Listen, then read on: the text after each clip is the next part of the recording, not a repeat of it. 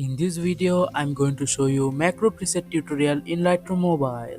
You can download this preset for free via the link in the description, but before that, the file is protected by a password. If you want to know what the password is, you have to watch the full video. The password is given in the video. Okay, let's start the tutorial.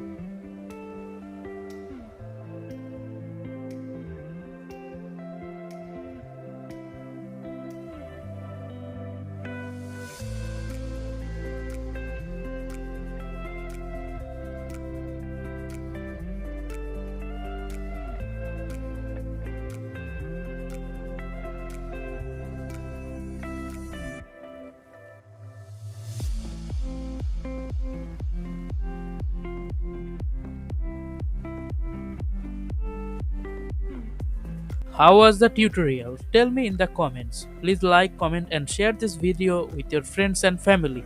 Also, please subscribe and don't forget to click the bell icon for more videos.